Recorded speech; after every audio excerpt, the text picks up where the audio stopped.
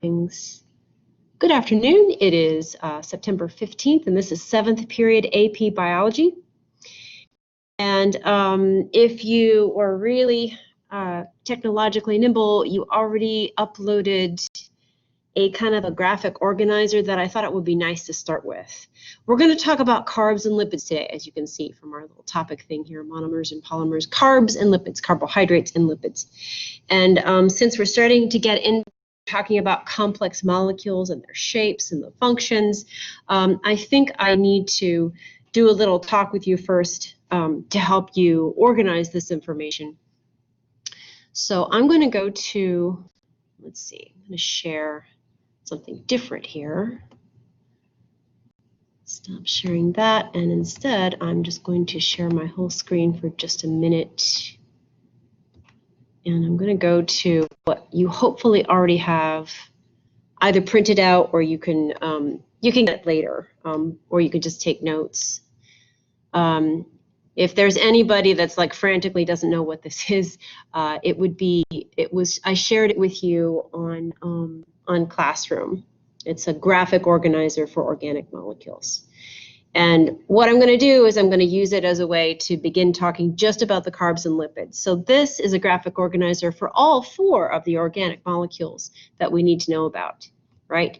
So if you look down here, we've got carbohydrates, lipids, which we'll fill those in today, and then proteins and nucleic acids, which we'll do next time, just on the same screen. But today we're just going to start with that. And if you just want to sit and watch and listen, I'm recording this so you can get it later. And I think I'm just going to type where I can type, and I might draw in a couple minutes, but I'm going to start typing. And again, I can't see your chat, so if you have to ask me something, you're going to have to ask out loud. But I am listening. I don't have access to that document. If it was the That's one that okay. was in the Monday mess. That's okay. You can get it later. You can get it later and print it out, and then look at this again and write it down for yourself. So that's all right, because I'm recording this. So don't panic. Just watch and listen and absorb for now. Okay?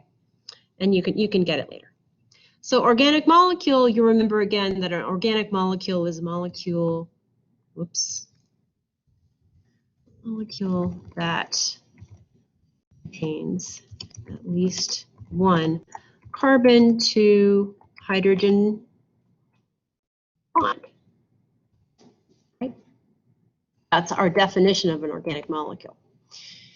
I'll just get that in so it's on that one line. Come on. All right. Monomer. Now that's a new term. A monomer, if you've gone ahead and kind of looked at the EdPuzzle that are the must-dos for today, you may already know this, but if not, here's your first introduction to the word monomer. Mono means one.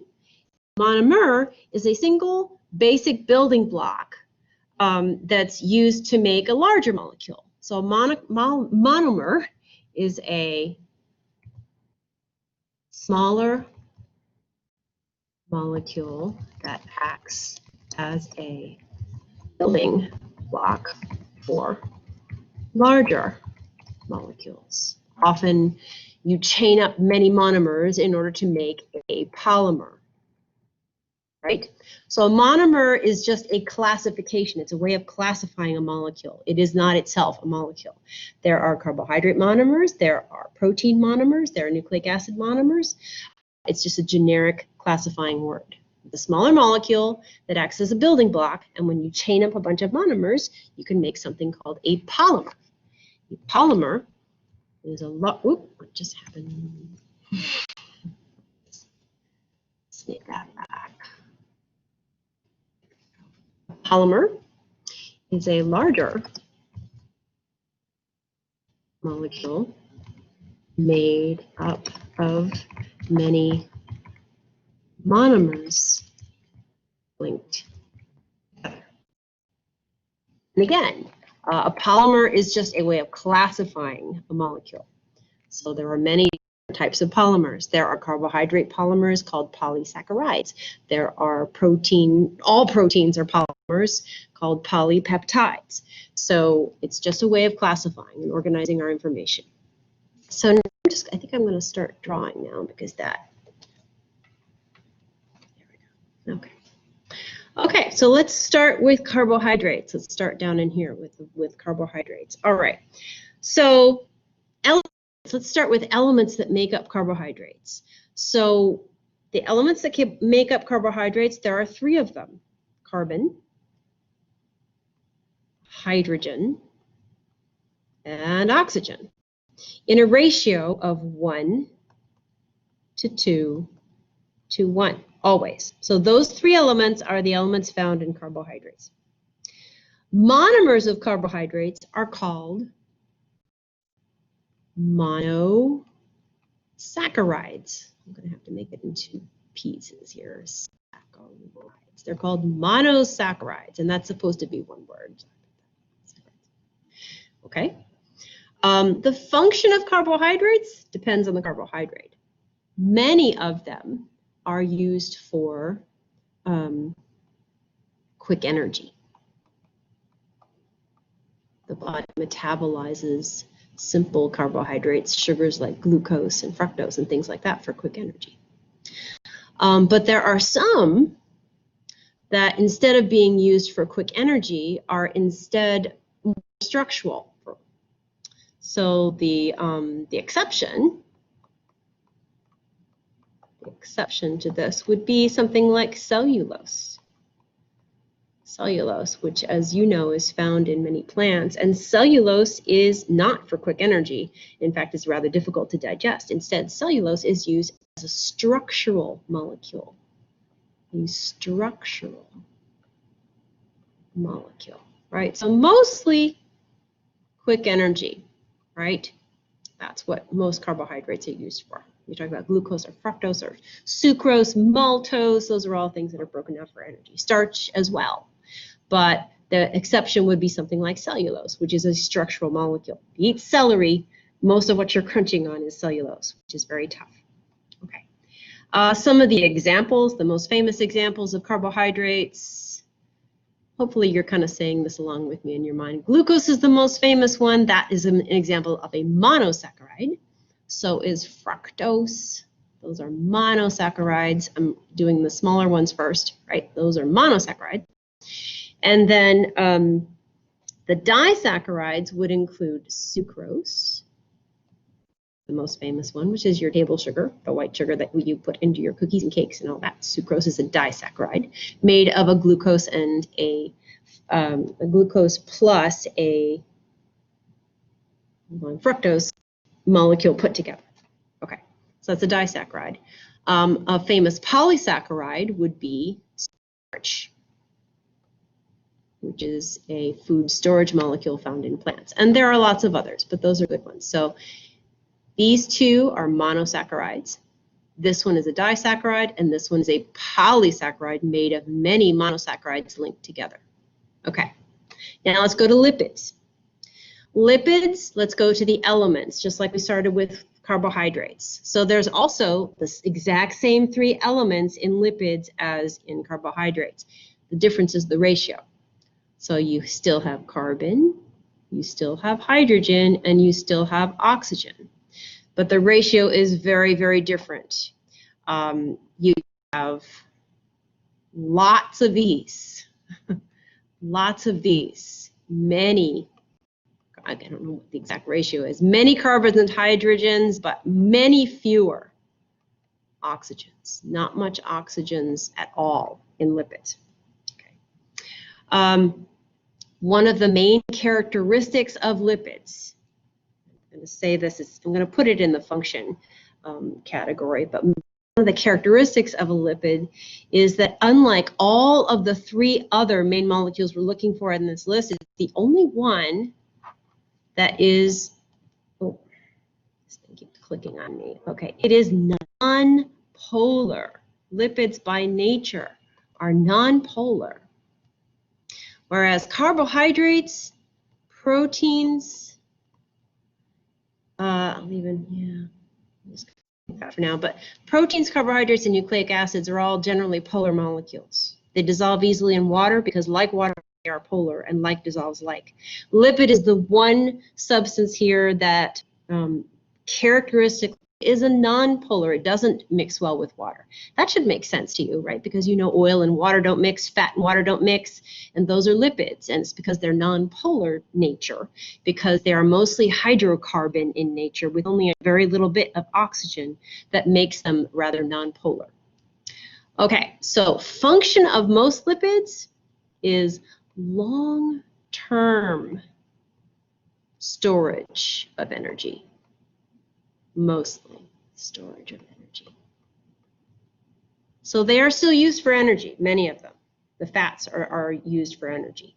And they are actually very rich in energy. So we definitely make of our fats for energy. But we're going to pick our carbohydrates. Our bodies go to the carbohydrates first and burn those first. And we really burn our lipids second in line. Okay, so some of them, many of them used for long-term energy. Some of them also in animal bodies are also used for things like keeping warm, thermoregulation, right? The blubber on a whale or a seal, or even the fat on our bodies is good for thermoregulation, insulation. Insulation, and on animal bodies, it's also for cushioning, protection of bones when we fall. Our fat does that for us. And then there are also, not all lipid molecules are fats. So fats offer long-term storage of energy and insulation and cushioning, right? But there's also, let me put that over here. Fats are usually what people think of first, and those indeed are for the energy and the cushioning and all of that. But there's also these very strange-looking molecules, which is not pictured here, called steroids. And steroids are also nonpolar, and they also have the same carbon, hydrogen, and oxygen in the same ratio, so they fit into this group, but they are very, very strange-looking molecules indeed, and you'll see that when you go into the ed puzzles on these guys, okay? So there are some exceptions. The steroid molecules can act as hormones, right? And cholesterol in particular, and you may not know this, but cholesterol is actually a cell membrane stabilizer. So membrane structure can also come into play here. There. Okay. And that would be the exception there, and just like this is kind of the exception here. Right. There aren't necessarily monomers in lipids. It doesn't really work that way. You don't have monomers that you link up to make a big polylipid. It doesn't work like that. Fats are made of a glycerol molecule, which is this thing here. This is glycerol. And then you have these 3 fatty acids sticking out lengthwise here. So fats do have their parts to them, but we don't really call them monomers. So you don't really have that here. And that's where I'm going to stop with this. So that's as far as I'm going to take you with that mind map for today. Carbohydrates, lipids, there's some just bare basics to get you started. I'm going to go out of here and go back to you guys, and now I'm back in the room with you. Okay. Okay, are there any questions so far? Any really big burning anxieties so far?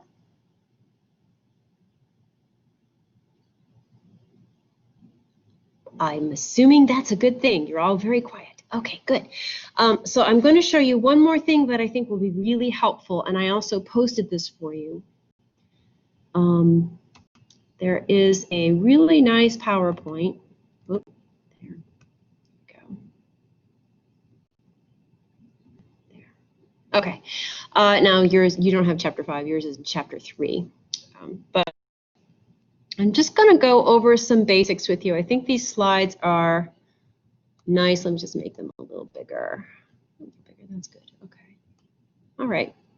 So you can just listen and relax. These slides are available to you in Classroom already. I posted them there. If you want to look at them, they can kind of help, especially with some of the structure of the molecules. It's easier to see when you can see them on the slides. So that's why they're there. And when you get to the pattern matching, I think it'll be easier if you have these to look at. So molecules of life, right? We've talked about levels of that already. Macromolecule, macro means big, molecule obviously is structures of carbons, hydrogens, and oxygens.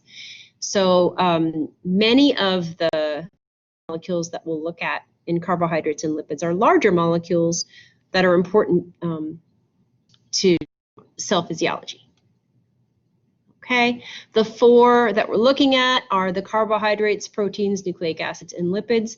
Today we're going to concentrate just on the carbs and lipids. And we already talked about monomers being small building blocks and polymers being the larger molecules made of the monomers. Right. So a polymer is a long molecule consisting of many similar building blocks called monomers. We went over that.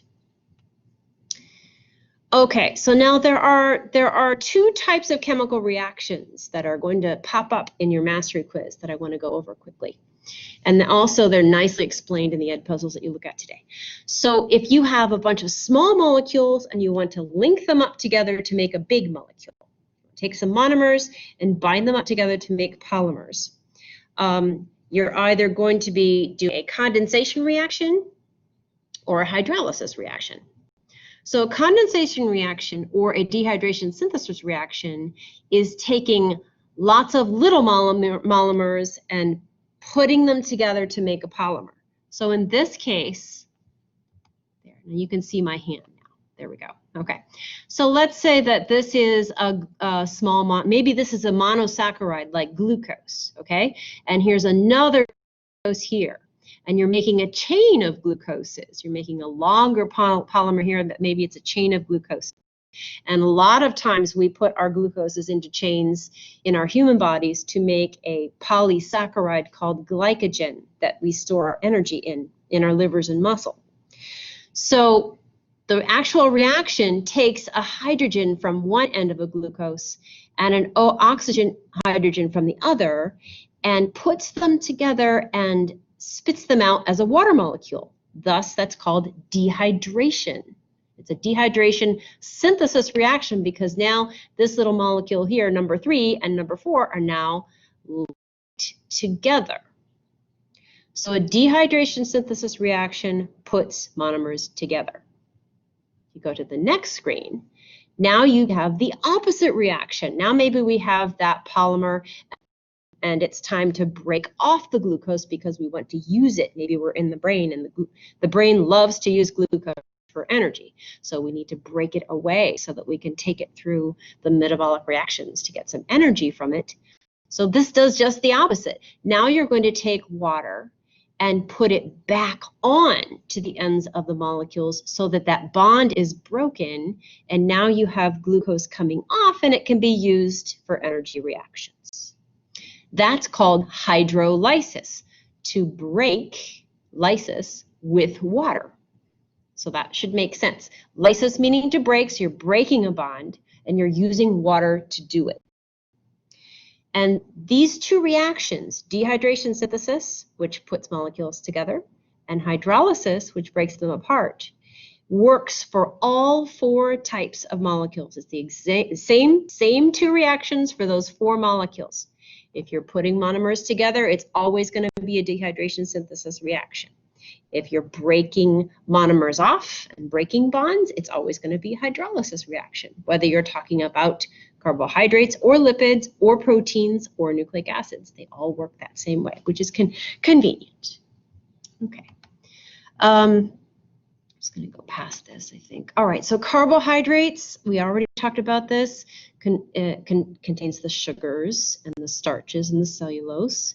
Usually it's a fuel. It's used for quick energy, but sometimes, in the case of cellulose, it can be building material. Some of the simplest sugars are not macromolecules. They are very small molecules. Monosaccharides are the simplest. Here's some examples of monosaccharides, and you almost are never going to see the molecular structure of monosaccharides in a linear fashion like this.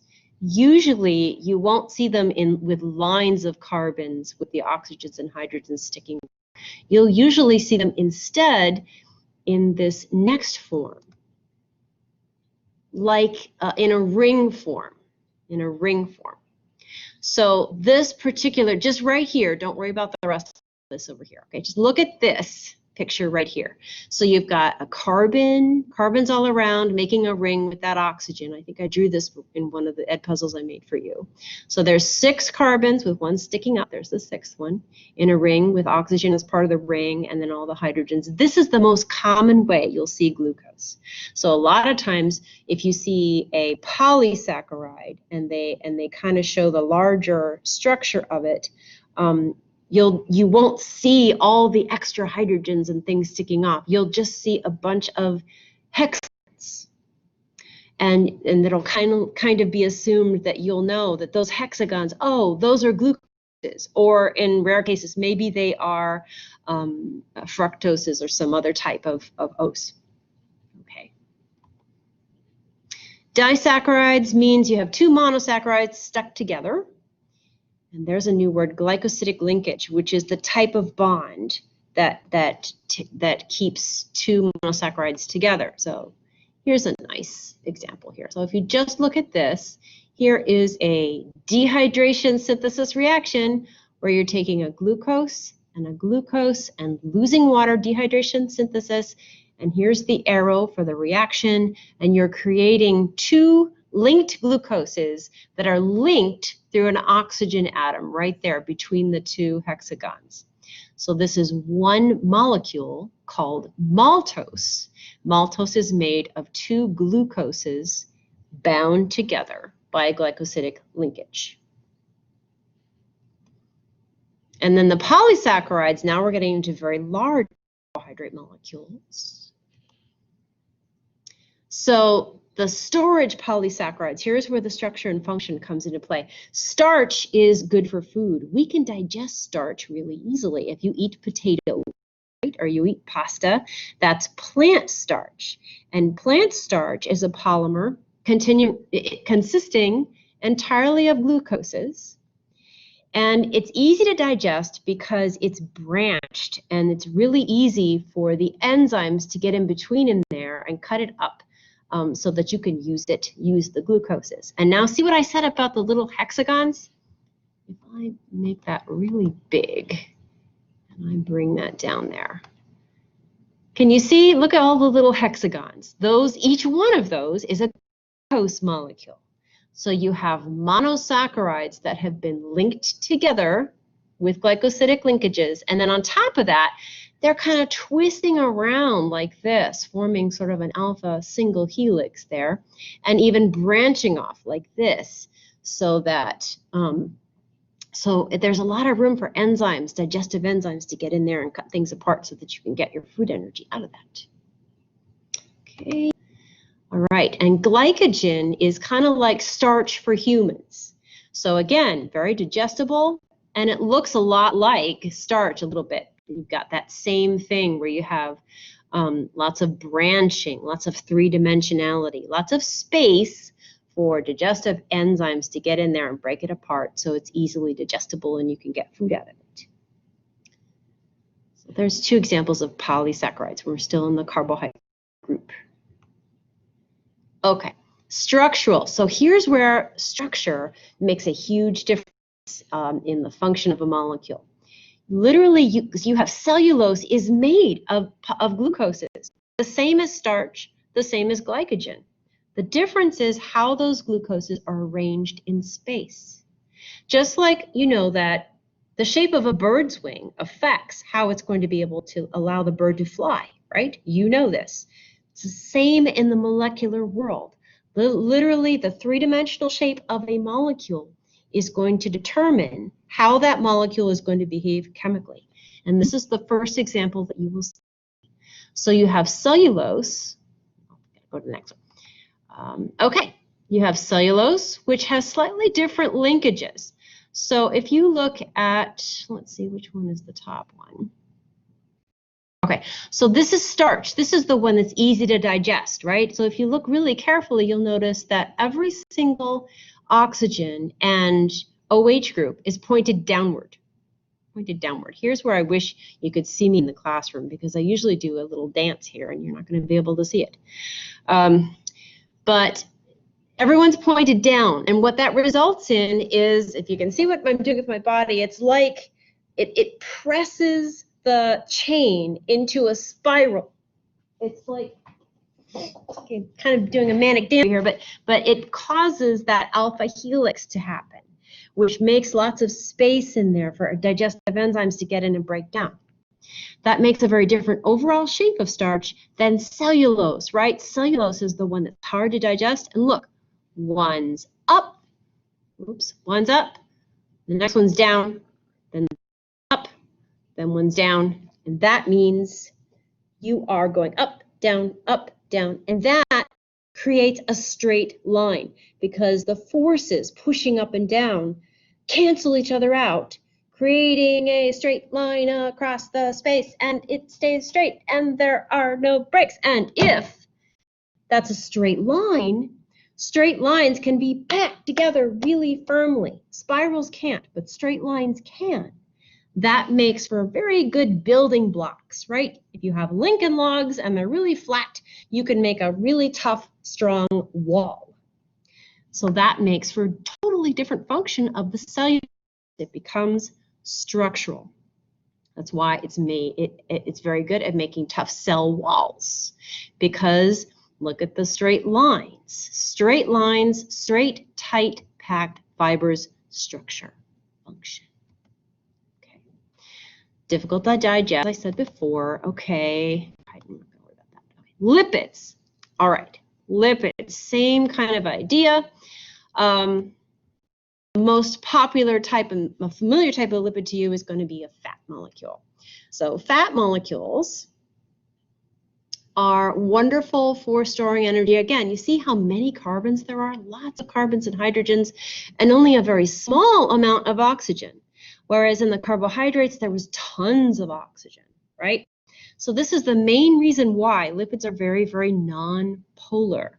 They don't have that electronegative oxygen, very, very little bit of oxygen. Most of the electronegativity is evenly distributed. There we go. So carbons and hydrogens, this is very, very non-polar. There's the electrons are evenly distributed. There's not a lot of electronegativity here at all. So it's hydrophobic, very hydrophobic, non-polar. Those are synonyms. Okay, I'm not going to go in tremendous detail here because I don't want to take too much more of your time. I want you to explore this on your own. But fat molecules are made of fatty acids and glycerol. Okay, this is a glycerol molecule. It kind of is the anchor. So the fatty acids get attached, one here, and then one here, and then one here onto the glycerol by dehydration synthesis reactions, as we already saw. So you take this glycerol molecule as the anchor molecule, and then you add these fatty acids to it, one at a time. And then you have the difference between some fatty acids are saturated. Our animal fats are all saturated. And what that means is that there are no double bonds in the fatty acids, meaning that every single carbon is holding as many hydrogens as it possibly can, because there's no double bonds between any of them, and there's no kinks in the line. So this comes into structure and function again, where if you have straight lines, right, just like with the cellulose, if you have straight lines, you can pack things really closely, and that's why butter is solid at room temperature, because it's made of saturated fats, which in an animal makes sense. We have saturated fats for good reason. If we had oils like plants do, we'd all be sloshing around like a bunch of barbapapas, right? Okay.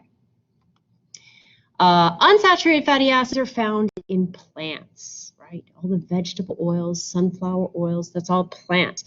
And whenever you have a double bond fatty acid, it causes a kink. It causes a kink in the fatty acid, a bend. And when you have that three-dimensionality, again, when you have bends or kinks or twists or turns and things or branchings, skin oils, that's true, that is an exception. We are able to make some unsaturated fats, but most of our fats, like our body fats, are solid, right? That's true. That is true. That is an exception.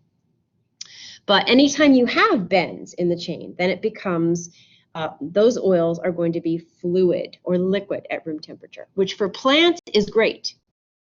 That works for them because they don't need insulation, they don't need padding. Okay. Phospholipids is the really special type of fat that's extremely important in cell membranes. And this is an exception because as well as having carbons, hydrogens, and oxygens, as you can see right here, so it still has the glycerol, it has 2 fatty acids instead of 3.